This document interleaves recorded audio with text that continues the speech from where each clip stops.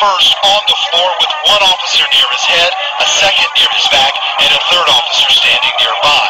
There appeared to be a brief struggle. Then, a 2-year veteran BART officer stands, draws his weapon, and fires.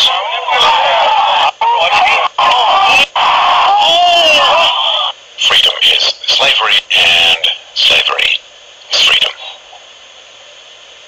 If you can get the cows to attack each other, whenever anybody brings up the reality of their situation, then you don't have to spend nearly as much controlling them directly. Those cows who become dependent upon the stolen largesse of the farmer will violently oppose any questioning of the virtue of human ownership.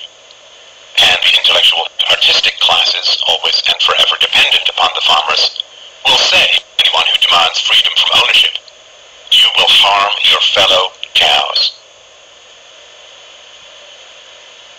The livestock are thus kept enclosed by shifting the moral responsibility for the destructiveness of the violent system to those who demand real freedom. The third phase is to invent continual external threats so that the frightened livestock cling to the protection of the farmers. This system of human farming is now nearing its end.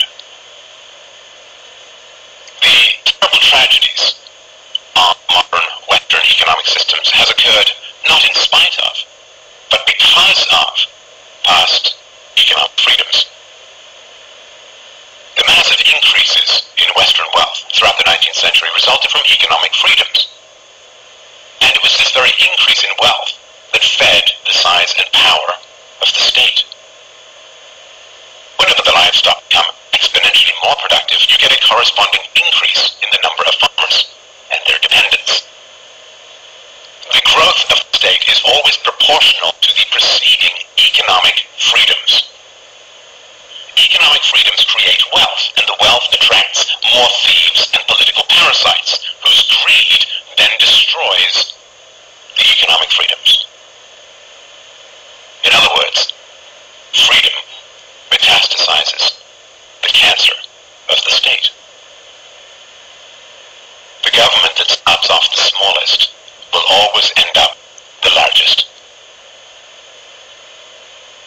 This is why there can be no viable and sustainable alternative to a truly free and peaceful society.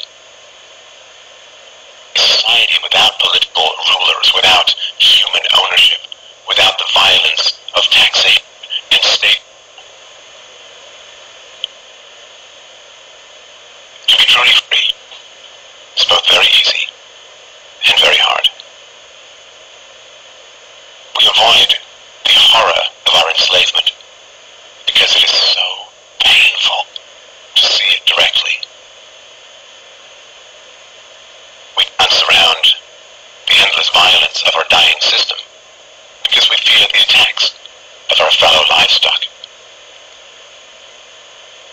But we can only be kept in the cages we refuse to see.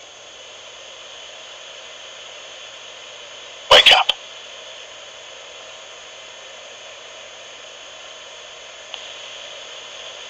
To see the farm is to leave it.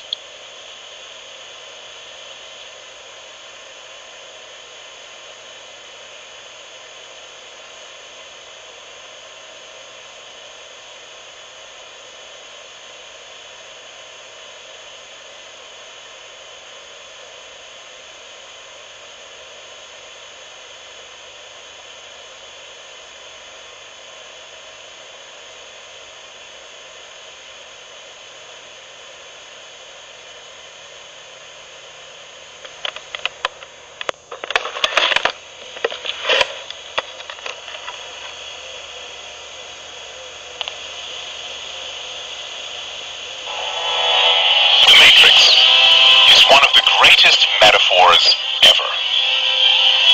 Machines invented to make human life easier end up enslaving humanity. This is the most common theme in dystopian science fiction. Why is this fear so universal, so compelling? because we really believe that our toaster and our notebook will end up as our mechanical overlords? Of course not.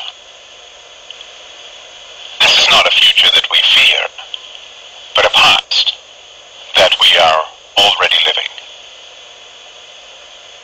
Supposedly, governments were invented to make human life easier and safer, but governments always end up enslaving humanity. That which we create to, quote, serve us, ends up ruling us.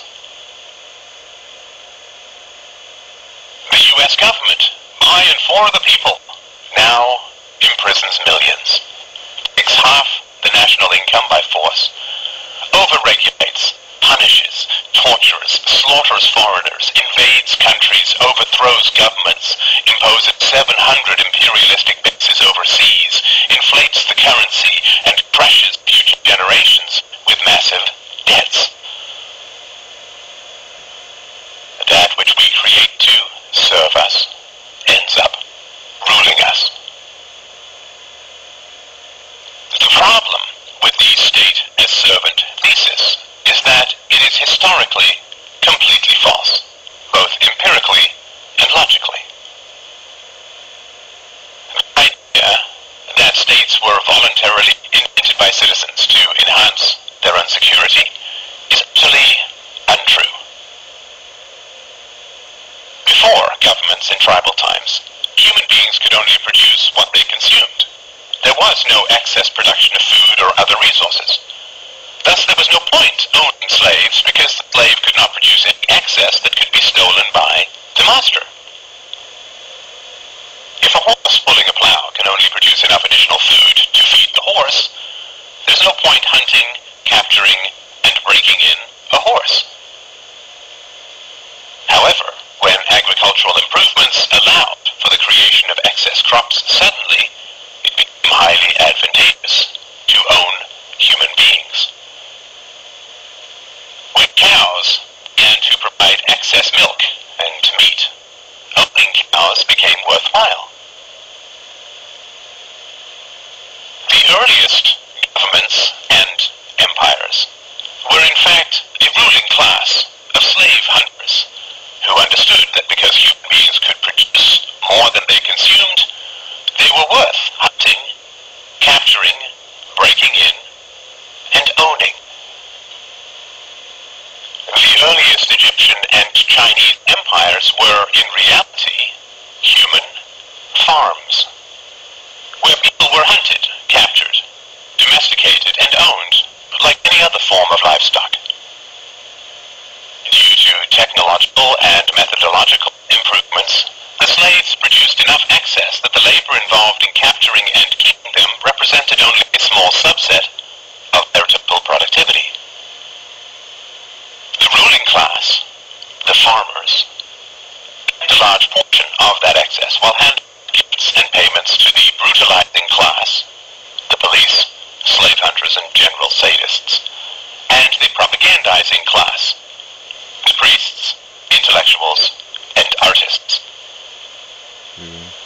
This situation continued for thousands of years, until the 16th to 17th centuries, when again, massive improvements in agricultural organization and technology created the second wave of excess productivity. The enclosure movement reorganized and consolidated farmland, resulting in 5 to 10 times more crops, creating a new class of industrial workers displaced from the country and huddling in the new cities. This enormous agricultural excess was the basis of the capital that drove the Industrial Revolution.